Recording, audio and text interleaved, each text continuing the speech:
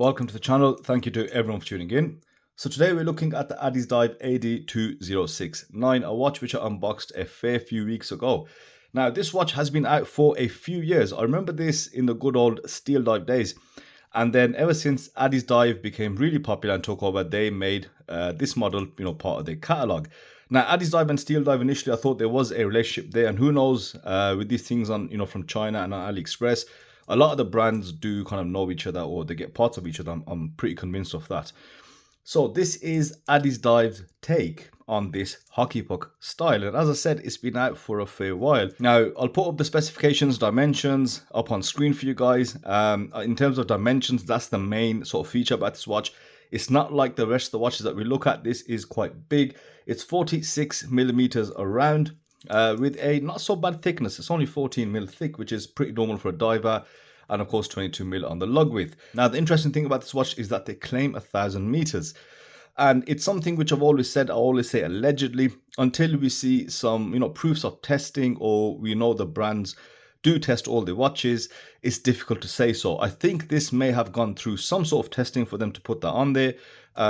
So is it safe for normal diving? I don't know, right? Unless you know for sure, then you know for sure, right? Anything other than that is just speculation. But the things I'm going to cover today is the build quality, the overall feel, of course, what the watch is like compared to all the watches that I look at. So in terms of specs, as I said, they're on screen, pretty standard specs, what we get from all price ranges. We can get these specifications for as low as £50 up to £200. The main thing that separates all is the movement. This is the Seiko NH35, which has gone through the roof ever since Mr. Trump announced those tariffs. So NH35, you could pick it up for around £20 on AliExpress. Now it's up to £40, which is double, and it's crazy. So yeah, expect some watches to go up because the materials are more expensive. Now in terms of this one, they do have a few different dial options, and this case features a few variants, right? So you could take your pick. You could look at Steel Dive, you could look at Addiesdive. They do have different options, but this is a wave dial, and they've got two different colors in this. You've got a gradient blue and black, which we see here. Then you've got another gradient white, so it looks like a grayed out white with the darker sort of fume around the edge. Then you've also got a plain white, very crisp. In terms of the texture, the dial work, because I do love my dial work, it's a very decent attempt. Only under certain angles do you actually see the depth of the texture on there. And yeah, it is a wavy pattern, and everything is sort of part of the dial. So even the logo at the 12 and the writing at the 6 is kind of printed in the dial. So it's not just written on or printed on. It's actually part of the dial, which is good because they are slightly raised. Yeah, you've got your standard baton markers, the triangle at the 12, and a large ceramic insert. Yeah, very shiny. It does look good. So I've got to give it to them for the dial texture. You'll also notice the date window at the 6, which is the right place after, years of looking at date windows. I definitely agree. 6 p.m. is the place to keep a date, and they've actually color matched it, or they've gone for a darker date wheel, which is really good. So they've considered a few things. So I'd say they bought the watch up to date with what people's preferences and tastes are. Finishing wise, again, pleasantly surprised. The watch is around £85, £86, depending on when you get it in the sales. The finishing on the watch head, at least, is very nice. There's nothing kind of bad I can say about it. It's been executed really well. Just take a closer look at that lovely grain, circular brushed, not quite satin. I'd say a stage away from satin brushing, but very smooth, and it does feel much nicer. Then you've got your thick splines on the crown. The crown is very smooth. Also notice a few tiny screws, and I'm assuming, I haven't done it, is possibly you can take the screws out and remove that bezel. And the bezel sort of construction, these sharp scallops that you see here, they're all also polished. So machined really well. It does feel good in hand. Function wise, I did like the bezel. I mean, you expect with the more budget brands that the quality is going to be a bit less, but on this piece, functionally, everything seems to be made quite well. You've also got on the case back fully brushed, and yeah, rather thick looking case back and sort of solid screw down thing. And I think potentially it could do, well, I don't know about 1,000 meters, but it'll definitely be all right for your normal diving. You've got your helium escape valve on the side. I'd say where the finishing really does suffer and where it's a bit dated is possibly on the bracelet. So the bracelet it's not too bad, it's okay. 22mm bracelets with no taper do look awfully chunky, but at least you've got actual machined brushing here, so it's better than what you get on a lot of the sort of cheaper bracelets.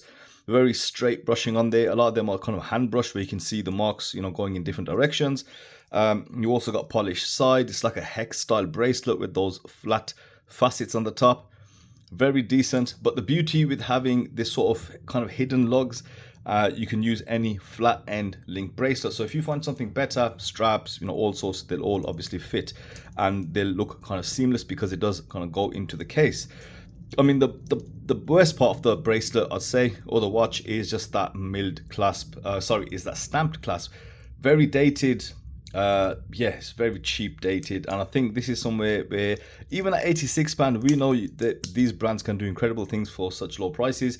They should have upgraded this to just something better. I'm not saying go on the fly, which would be awesome, but something with those polished bevels. Definitely used a tapered bracelet as well, so you can taper from 20 at least down to 22 to at least down to 20. But here you've got like zero taper, and they use split pins, but you can tell how that makes the bracelet so fidgety. But yeah, I gotta say, it is solid, pleasant surprise. Just need to see Lume and wearability and give you my thoughts on that. But very striking dial. I do like this dial color. I think it's probably the best dial color you could go for out of the three available. So Lume wise, it isn't too bad. It's not a really punchy Lume, it's BGW9, but it doesn't immediately hurt your eyes.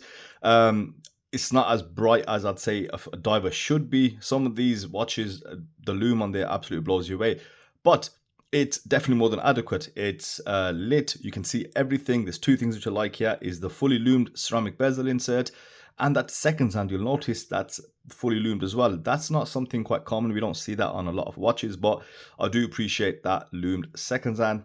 So on wrist, how does this watch fare on a smaller wrist? Well, I do get criticized on the channel. Well, not criticized as such, but people want to see bigger watches. Most of my watches are small to mid-size. That's because, that's what my wrist can accommodate, and that's what looks nice.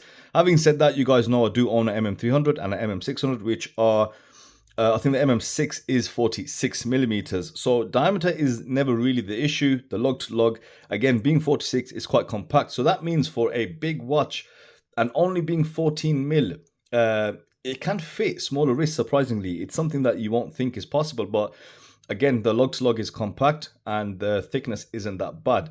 Definitely the style of watch it's going to be top heavy. Even though I haven't sized it up, you can really tell that there's weight on the watch head. But I think most people would change the bracelet out, perhaps go on a rubber strap just for that bit of comfort on there. But the bracelet isn't too bad as well. It's a bit rattly, as you can probably hear. But I'd say, yeah, fitting wise, very surprising. I think it fits absolutely fine. Definitely has that sporty diver look, or that utilitarian diver. It's definitely not out of place, on a beach or, somewhere on a holiday. And I think that dial, it does make the watch pop quite a bit. I haven't mentioned these brushed hands. They're quite flat. I like the tape on them. Fully brushed, I'd say, for legibility. Even though I prefer some beveling, some polished edges, as I said, the watch is pretty basic, and it's just under £100. So I think they've done okay. Overall, I'd say for the money and this particular watch, the functionality of the watch is good. Bezel works nicely, enough lume, crown is nice. And the finishing is actually spot on as well. The finishing is definitely good. It doesn't really give away a very cheap sort of look. The brushing is very decent. The finishing is good. I said the most dated part about this watch is obviously the bracelet and the clasp, which can be changed out thanks to those lugs. You can put anything in there with the flat end link, and you literally have lots of choice, and of course using different straps. So overall, £85, I'd say it's really well built. I think one word does really go along with this watch is robust.